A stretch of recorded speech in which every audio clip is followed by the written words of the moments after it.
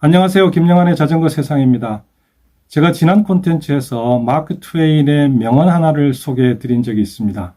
자전거를 타라. 그러면 후회하지 않을 것이다. 이렇게 소개를 드렸는데요. 이 평범한 이야기를 진짜 마크 트웨인이 했을까? 누구라도 할 수 있는 이야기를 풍자와 해악으로 우리에게 잘 알려진 마크 트웨인이 정말 했을까? 그랬다면 어떤 맥락에서 그 말을 했는지 궁금해졌습니다. 그래서 찾아봤습니다. 그랬더니 제가 알고 있는 것과는 조금 다르더라고요. 먼저 자전거를 타라가 아니고 자전거를 사라였습니다. 영어로는 get a bicycle. 그러면 후회하지 않을 것이다. 거기서 끝나는 것이 아니고 뒤에 조건문이 하나 더 붙어 있었습니다. If you live. 만약 네가 살아있다면, 너의 숨이 붙어 있다면 후회하지 않을 것이다 였습니다. 그렇다면 마크 트웨인은 왜 이런 얘기를 했을까요? 자전거를 타다가 죽을 수도 있었던 건가요? 자전거가 그렇게 위험한 물건이었을까요? 지금부터 그 비밀을 추적해 봅니다. 이 궁금증을 푸는 해답의 실마리는 마크 트웨인이 살았던 당시의 자전거 모습에 있습니다. 앞바퀴는 기형적으로 크고 뒷바퀴는 아주 작은 그런 자전거가 당시에 유행하고 있었습니다. 이름은 오디너리, 앞바퀴가 크고 높다고 해서 하이휠이라고도 불렸습니다. 여러분이 알고 계시는 빈폴이라는 옷이 쓰고 있는 그 브랜드 로고, 거기에 들어가 있는 자전거가 바로 하이휠입니다. 그렇다면 앞바퀴를 왜 이렇게 크게 만들었을까요? 그 이유는 바로 구동 방식 때문입니다. 당시의 자전거는 앞바퀴 중심인 허브에 페달을 장착해서 발로 페달을 밟아서 추진력을 얻는 방식이었습니다. 그렇다 보니까 앞바퀴가 크면 클수록 한 바퀴 굴러서 나아가는 거리가 길어집니다. 그래서 바퀴가 크면 클수록 더 빨리, 더 멀리 갈 수 있게 되는 거죠.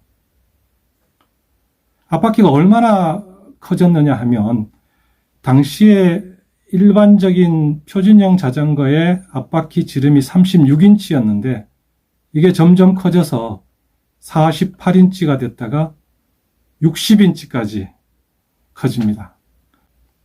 60인치면 153cm 정도 되는데 어른의 목 정도 오는 그런 높이죠. 그러다 보니까 자전거를 타는 일도 만만치 않았습니다.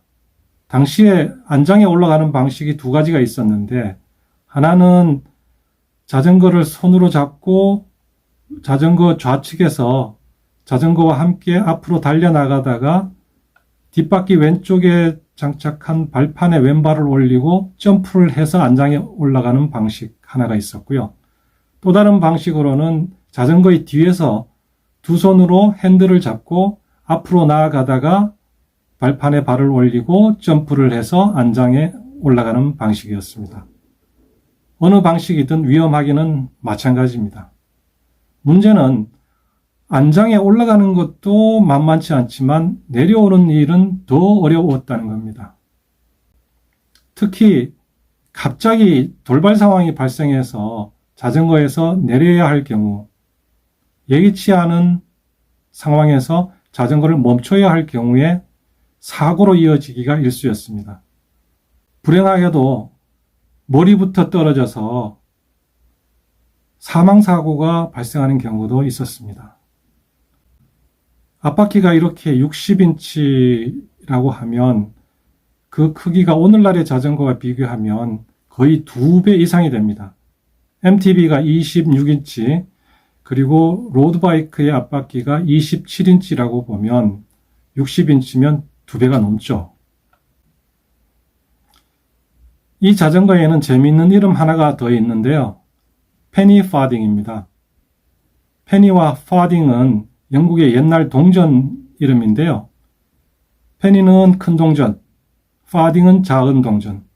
이 두 개의 동전 모습을 닮았다고 해서 이 자전거의 이름이 페니 파딩으로 붙여졌습니다. 그 앞바퀴 크기가 60인치고 뒷바퀴는 16인치보다 작았다고 하니까 거의 4배 차이가 납니다. 그런데 페니와 파딩의 값어치가 4배 차이가 났어요. 그래서 4파딩을 모으면 1페니로 바꿀 수 있었습니다. 그래서 페니와 파딩이라는 이름이 붙여졌습니다. 지금은 남녀노소가 다 자전거를 즐기지만 1870년대와 80년대에는 자전거 타는 게 굉장한 용기와 담력 그리고 기술까지 요하는 고난이도의 그 취미였습니다. 그래서 노인들이나 여성들은 자전거를 탈 엄두조차 못 냈고요. 젊은 남성들도 학원에 가서 자전거 타는 법을 돈 내고 배운 다음에 자전거를 탈 수 있었습니다. 마크 트웨인도 자전거 배우기에 도전합니다. 그의 나이 48살 때 본격적으로 자전거를 배우기 시작했습니다. 남들처럼 학원에 가서 배운 게 아니고 돈이 좀 있었는지 강사를 집으로 초대해서 자신의 집에서 개인 레슨을 받았습니다. 하루에 1시간 반씩 8일 동안 총 12시간의 교육을 받았습니다. 그 과정에서 자전거에 타고 내릴 때 교관과 무수히 부딪혔다고 합니다. 한 번은 둘 다 병원에 실려간 적도 있다고 하더군요. 그의 이러한 자전거 교육 경험을 에세이로 남겼는데요. 바로 Taming the Bicycle, 자전거 길들이기입니다. 그가 이 원고를 쓰고 마음에 들지 않았던지 출판을 하지 않고 있다가 그가 죽은 뒤에 다른 에세이와 묶여서 한 권의 책으로 나왔습니다. 이 페니 파딩은 1870년대부터 80년대까지 약 20년 동안 유행하다가 1885년에 존 스탈리라는 영국인이 앞뒤 바퀴가 사이즈가 같은 안전 자전거를 세상에 내놓으면서 역사의 뒤안길로 사라집니다. 오늘은 마크 트웨인이 자전거와 관련해서 남겼다고 하는 명언 Taming the Bicycle, 자전거 길들이기의 마지막 문장인 자전거를 사라.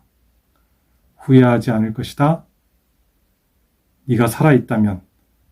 이 문장이 갖는 자전거의 위험성과 치명적인 매력에 대해서 말씀드렸습니다. 지금까지 김영환의 자전거 세상이었습니다. 감사합니다.